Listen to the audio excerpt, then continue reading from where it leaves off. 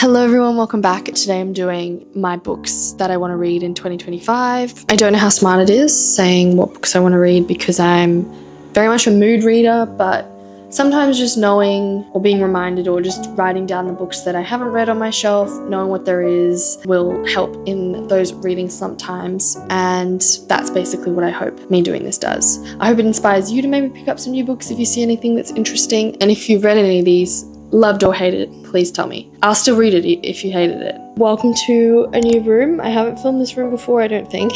Probably my favorite because it has the piano. It also has a lot of books. So, the first book that I'm going to talk about is Mary Oliver's 1,000 Mornings, and Mary Oliver in general. I bought this book very recently and I've almost finished it, but I technically count that as a book finished in 2025 if I obviously finished this year. I don't know if that's cheating. Yeah, it's poetry. I want to read more poetry. I don't often, so it's definitely a genre I'm not very familiar with. Mary Oliver, a lot of my friends love as well, and I've heard lots of good things about it, and I've read some of her work and it's beautiful. I like reading about nature, so especially poetry about nature. Next one is Joan Didion. This one is Played as It Lays.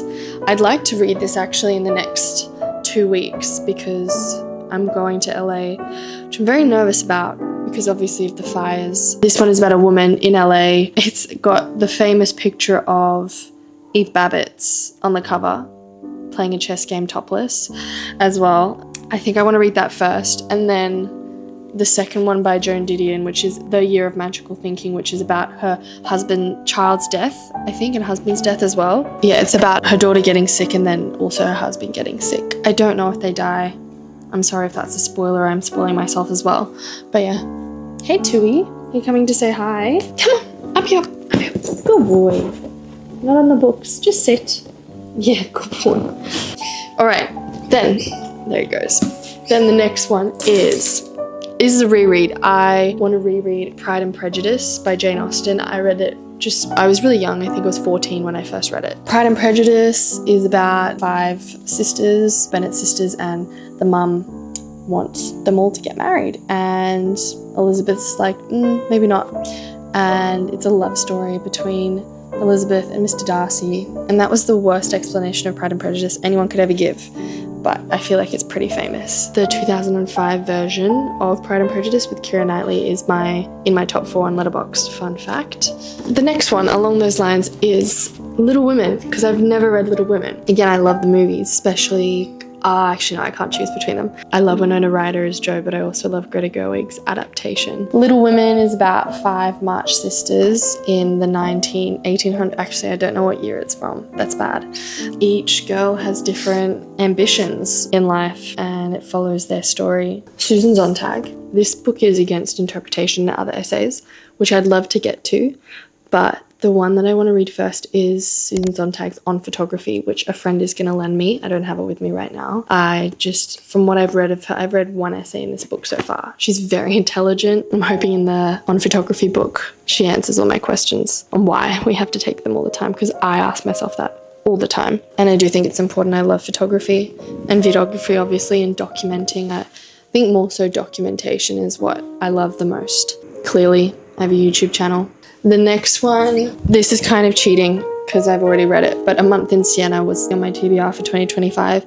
I watched a Moini video and she recommended this one and it was a success. I loved this book so much. I started actually doing this thing that I found on TikTok. I forgot. Look, I will try and put her name in the description if I can remember it.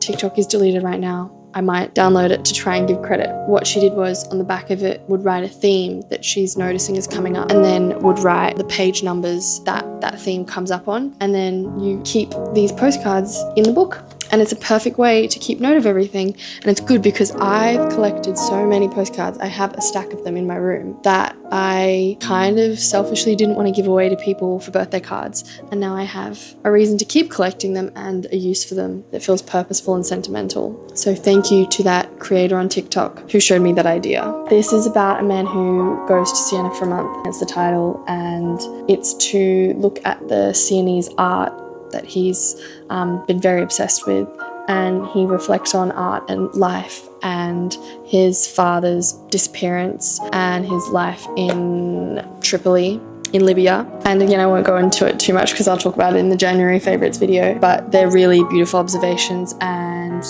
intelligent, gorgeous prose. The next one is, I'm halfway through, Deborah Levy's Real Estate, so you'll probably hear this along with A Month in Siena, you'll hear this in a January favourites video. I've got the card in there. So I won't give my opinions on this one. I'll just say what it's about. It's the third in her trilogy, actually. It's taken me so long to read because I knew it wasn't the third one. I'm the first one, and I thought you had to read them in order, but you don't have to. This is my first Deborah Levy book ever. And this is about the pursuit of her idea of home. Honestly, this book makes me think I've never had an original thought. I've been growing a pomegranate tree for 3 years now because I want it in my future home, so I was like, I have to start now. And that's exactly what she wants too. There's so many things, like looking up a natural pool and then also coming to the conclusion that it is too expensive, at least for what my career projections are. And the chaos of her thinking makes me a little bit more calm about my mind. I did say I wasn't going to talk about this, but there you go, that's all I'm going to say. I'll say more in the end, in the January favourites video and my reading wrap up. The next one is Philosophy of the Home. I guess I've also started this one, but I guess this one is about what the title suggests. It's creative nonfiction, more nonfiction, I guess, though. And I think what drew me to this was that I'm not at uni at the moment. I don't plan to return to my old degree. So if I go back, I will be studying something different. I think interior design is something I'm very interested in, but because I've already put so much effort into, well, so much effort, but I put a lot of time and money into a degree that I will never finish. If I do go back, I want to be very purposeful and very sure about what I'm going to study, because I also think that, this could be a whole other video about why I dropped out of uni, but you don't have to go to uni to learn things. I think university in Australia and a lot of other countries, it's very much a business. So if you go, I think you need to know what you want out of it.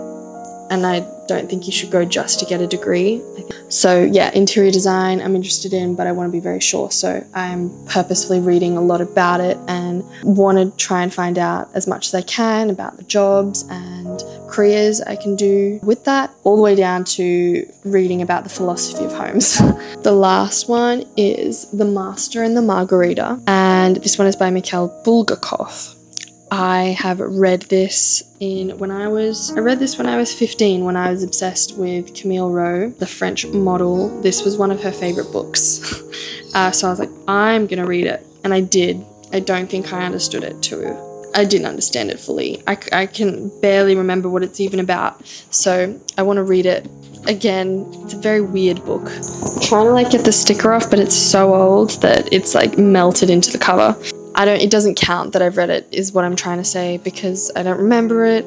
I don't think I understood it fully. It's a very weird book, so I'm going to be lazy and read the blurb. I'm sorry. Afterwards, when it was frankly too late, descriptions were issued of the man. Expensive grey suit, grey beret, one green eye, and the other black. He arrives in Moscow one hot summer afternoon with various alarming accomplices, including a demonic, fast-talking black cat. When he leaves, the asylums are full and the forces of law and order are in disarray. Only the master, a man devoted to truth, and Margarita, the woman he loves, can resist the devil's onslaught. Brilliant and blackly comic, The Master and Margarita was repressed by Stalin's authorities and only published after the author's death. So a political book too. All books are political, and I'm keen to read it this year. The other thing, I don't want to make this list too big because I'm moving overseas in the middle of this year, and I'm having an existential crisis because I can't bring all my books with me. They feel like my identity a little bit. I've had a collection since I was 13, or at least I started collecting books at 13. I don't know which ones to bring with me, especially the coffee table books, the ones in front of me. I don't think I can. Do I start anew? I'm not going forever, so I'm just gonna feel that's gonna be an issue. I'll cross that bridge when it comes. Can't have too many lofty goals. So yeah, I should be calling this books I want to read in the next 6 months, because I don't know how many books do you take with you if you're moving overseas? I don't know.